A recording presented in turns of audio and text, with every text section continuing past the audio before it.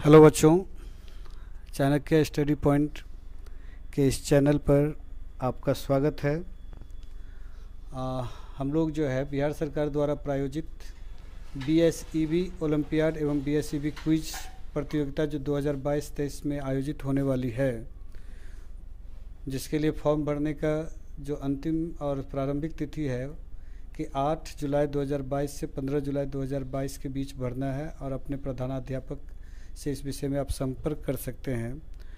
उसी कोर्स को ध्यान में रखते हुए हम लोग जो है इस विषय वस्तु को लेकर के आए हैं। तो हम लोगों का अनुमान है कि आप सभी बच्चे इससे लाभान्वित होंगे। आप सभी बच्चे इस चैनल से जुड़ करके और इसका पूरा लाभ उठाएंगे। तो आज मैं आप लोगों के बीच गणित का जो है एक 100 प्रश्नों का सेट जो पिछले 2021 में हमारे संस्थान द्वारा आयोजित ओलंपियाड में हम लोगों ने अरेंज किया था, उसके साथ मैं आ रहा हूं आपके बीच। तो आज हम लोग देख रहे हैं, स्क्रीन पर नज़र आ रहा होगा, Chanakya study point an institute for preparation of competitive classes, Chanakya नगरी स्टेशन रोड, रानी पत्रक, जिसमें आपको 2 कॉन्टैक्ट नंबर भी है। और मैथमेटिक्स ओलंपियाड 10th क्लास का है ये, और इसका जो सेंटर भी हमारे संस्थान में ही हुआ था। 2 घंटे का टाइम दिया गया था। 12/12/2021 को एग्ज़ाम हुआ था। 100 प्रश्न थे, प्रत्येक प्रश्न के लिए 4 मार्क्स दिए गए थे। यहाँ निर्देश भी है कि सभी प्रश्न अनिवार्य हैं, प्रत्येक प्रश्न के सही उत्तर के लिए 4 अंक दिए जाएंगे। विशेष निर्देश है कि अगर कोई भी प्रश्न अथवा विकल्प अंकन गलत होने पर उस प्रश्न के पूरे अंक अभ्यर्थी को दिया जाएगा। वैसे ऐसा गलती नहीं हुआ था। तो हम लोग प्रारंभ करते हैं प्रश्न संख्या 1 से, और वो प्रश्न है कि निम्नलिखित में कौन अपरिमेय संख्या है। तो निश्चित रूप से पहला वाला तो नहीं होगा, क्योंकि ये और ये कैंसिल अगर हो जाता है तो 3 बचता, 3 जो है परिमेय संख्या है। इसी तरह से यहाँ पर भी नहीं होगा। तो चूँकि 2√2 आएगा, √2 कैंसिल, तो 3 दूनी 6 हो जाएगा, तो वो भी परिमेय होगा। तो यहाँ पर 2 पाई इसका उत्तर होगा। उत्तर हो गया बी।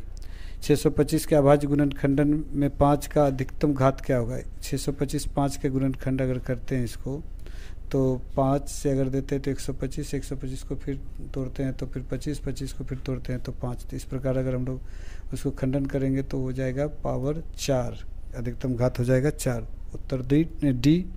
1/7 जो है दशमलव प्रसार कैसा है, शांत या अशांत। इस पर अगर हम लोग बात करते हैं तो पता चलता है कि ये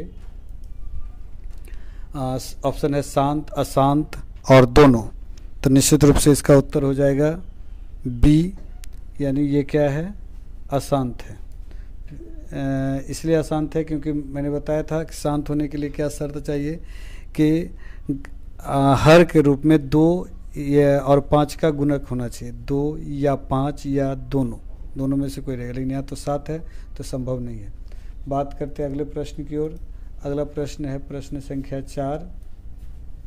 4 में दिया हुआ है कि प्रत्येक परिमेय संख्या एक होती है। क्या होती है, इस पर हम लोग को बात करना है।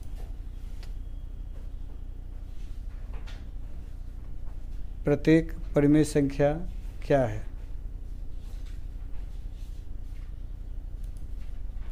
तो प्रत्येक परिमेय संख्या एक होती है पूर्ण संख्या। प्रत्येक पूर्ण संख्या एक परिमेय संख्या होती है। दोनों कथन सत्य है या इनमें से कोई नहीं। तो निश्चित रूप से इसका उत्तर हो जाएगा बी, प्रत्येक पूर्ण संख्या एक परिमेय संख्या होती है।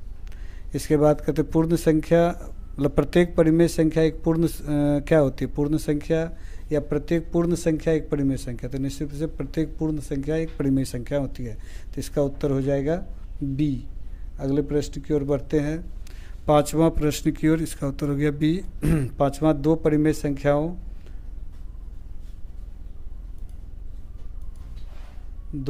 संख्याओं के बीच अधिकतम घात कितनी हो सकती।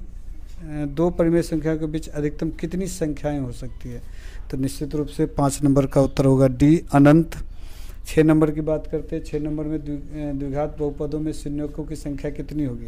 तो द्विघात बहुपद में अधिक से अधिक 2 ही, क्योंकि 2 घात है तो 2 ही हो सकता है। तो प्रश्न संख्या 6 का उत्तर हो जाएगा सी। साथ में आते चर का मान रखने पर बहुपद का जो मान ज्ञात होता है वह बहुपद क्या कहलाता है? तो 7 का उत्तर हो जाएगा सी, यानी शून्यांक या मान। बात बराबर है। प्रश्न संख्या हम लोग बात करते हैं 8 का।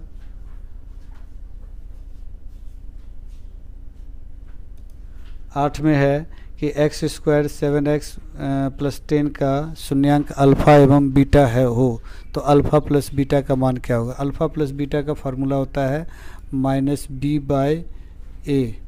तो माइनस बी बाई ए होने पर माइनस बी बाई ए होता है, और b बाई ए यहाँ पर b क्या है? तो 7 है, और a क्या है? तो 1 है। तो यहाँ पर माइनस बी बाई ए अगर हम लोग रखते हैं तो यहाँ कितना हो जाएगा? माइनस बी बाई ए, यानी कि माइनस 7/1। तो उत्तर हो जाएगा b माइनस 7/1। इस प्रकार से हम लोग देखते हैं कि अगला प्रश्न की ओर बढ़ते हैं। अगला प्रश्न है प्रश्न संख्या 9। 9 में देखते हैं कि एक द्विघात बहुपद के मूलों का योगफल और गुणनफल -3 और 2 दिया हो, यानी योगफल हो गया -3 और गुणनफल हो गया 2। तब द्विघात बहुपद क्या होगा? तो द्विघात बहुपद का फॉर्मूला होता है x square alpha plus beta into x, और इसको अगर हम लोग फार्मूला के रूप में लिखें तो ये हो जाएगा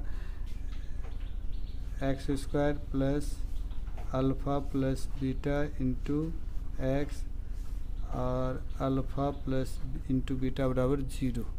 तो हम लोग इस तरह से देख सकते हैं कि यहाँ पर 9 नंबर का उत्तर होगा। अगर इस फार्मूला को इस्तेमाल किए तो इसका उत्तर हो जाएगा सी, यानी x स्क्वायर प्लस 3x, ये जो माइनस है ये हो जाएगा और इधर प्लस हो जाएगा, तो ये हो जाएगा माइनस माइनस प्लस, यानी कि 3x और प्लस 2। तो इस तरह से हम लोग देखें। प्रश्न संख्या 10 की बात करें तो 100 प्राकृत संख्याओं का योगफल क्या होगा? 100 प्राकृत संख्याओं का अगर योगफल पर बात करते हैं तो इसके लिए जो है एपी वाला फार्मूला को हम लोग फॉलो कर सकते हैं। एपी का फार्मूला है कि जितना भी परिमेय प्राकृत संख्या उसके लिए n इंटू n+1/2। तो यहाँ पर कितना है 100, तो 100 गुने 101/2 यानी 50। तो इस तरह से 50 गुना 101 करेंगे तो कितना हो जाएगा? 50 गुना 101 तो कितना हो जाएगा? 5 एकम 5 और हो जाएगा 505, यानी कि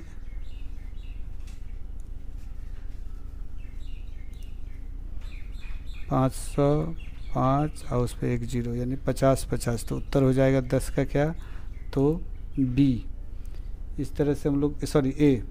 इस तरह से 11 नंबर का देखें तो 2x + y = 7, 3x + 2y = 12। इसको अगर सॉल्व करते हैं, दो चर वाला परिमेय है तो दो चर वाला जो है बहुपद है, तो इसको अगर हम लोग सॉल्व करते हैं तो पता चलता है इसका उत्तर हो जाएगा 11 का बी का मतलब हो गया 5। अब हम लोग बात करते हैं अगले सवाल की ओर। प्रश्न संख्या 12। प्रश्न संख्या 12 में cot 48 into cot 23 into cot 42 into cot 67 का मान क्या होगा? तो cot 42 और cot 48 और 42 मिलकर 90 होता है। तो ये दोनों अगर आपस में कन्वर्ट कर देंगे तो इसका वैल्यू हो जाएगा 1, इसका भी वैल्यू हो जाएगा 1। तो इस तरह से इसका 12 का उत्तर हो जाएगा बी, यानी कि उत्तर हो गया 1। 13 का बात करें, चक्रीय चतुर्भुज के समूह कोणों का योग कितना होता है? तो चक्रीय चतुर्भुज के समूह कोणों का योग 360 होता है। ये इसका उत्तर हो जाएगा 360। असंभव घटनाओं की प्रायिकता क्या होगी? तो असंभव घटनाएं की प्रायिकता होगी 0। y अक्ष पर बिंदु 5, -2 और -3 और 2 से समतुरस्थ बिंदु है। तो ये 15 का उत्तर हो जाएगा सी। जो इसका सी है यही इसका उत्तर हो जाएगा, यानी 0 - 2। 3/2, 1/2, -1/2, -3/2 में अगर बात करते हैं कि इसका सार्व अंतर क्या होगा या पदांतर, पद का अंतर, तो d का वैल्यू निकालना, d का वैल्यू होता है a2 - a1 या a3 - a2 या a4 - a3। तो उस हिसाब से अगर देखा जाए तो सॉल्व करेंगे तो इसका उत्तर हो जाएगा b, यानी कि -1।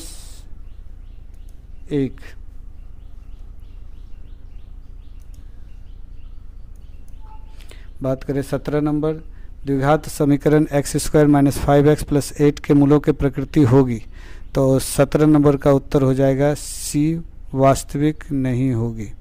18 का बात करते हैं, प्रश्न संख्या 18 में है 3, 8, 13 इस तरह से ... 253 में अंतिम पद से 20वां पद क्या होगा। इसका उत्तर होगा कि a बराबर 3, d बराबर d बराबर 5 हो जाएगा। और इस तरह से अगर हम सॉल्व करते हैं तो उस हिसाब से हम लोग को आता है, चूँकि 253 को अपोजिट क्रम में लेकर जाना, तो निश्चित रूप से तो 17 तक हम लोगों ने देखा, 17 का हो जाएगा उत्तर C। 18 का बात कर रहे हैं तो 3, 8, 13, 253 तक जाएंगे, लेकिन उल्टा क्रम में लिखेंगे तो निश्चित रूप से क्या लिखेंगे हम लोग कि A हो जाएगा इसमें 253 और D हो जाएगा -5 और तब जा कर के n बराबर हो जाएगा 20। इस तरह से अगर इसको सॉल्व करते हैं तो निश्चित रूप से इसका उत्तर होता है 18 का B, 158। m के किस मान के लिए -4, बहुपद इतना का एक शून्यक है। 19 का उत्तर हो जाएगा C। 20 यदि AP का D और S9 75 दिया तो A9, तो इसका रूल ही है S9 -A9। तो इस तरह से अगर इसको सॉल्व करेंगे 20 नंबर का तो इसका उत्तर हो जाएगा D, इनमें से कोई नहीं। समबाहु त्रिभुज ABC में यदि AD BC पर लंब हो तो AB² AD² का मान क्या होगा। तो अगर इसको हम लोग देखते हैं, समबाहु त्रिभुज है तो समबाहु त्रिभुज मतलब जिसकी सभी भुजाएं बराबर हो, तो 21 का उत्तर हो जाएगा C, 4/3, यानी इसका उत्तर हो जाएगा C। बात करते हैं अगला प्रश्न संख्या 22 को अगर हम लोग देखते हैं तो y अक्ष से 5 इकाई दाईं और x अक्ष पर एक बिंदु स्थित है, तो P के निर्देशांक क्या होंगे। तो P का निर्देशांक की बात करते हैं 22 नंबर में, तो 22 नंबर का उत्तर हो जाएगा A, इसका निर्देशांक हो जाएगा 5 और 0, यानी 5, 0। कार्तिक तल पर स्थित किसी बिंदु 8 - 9 में कोटि का मान क्या होगा। कोटि का मान अगर बात करते हैं 23 नंबर का, तो 23 का उत्तर हो जाएगा A -9। बिंदु 2√2 √3 की दूरी से मूल बिंदु क्या होगी। तो इसको अगर हम लोग 24 नंबर को सॉल्व करते हैं तो इसका उत्तर हो जाएगा D √5। बिंदु 4A तथा 1, 0 के बीच की दूरी 5 है, तो A का मान क्या होगा। तो इसका 25 का हो जाएगा C।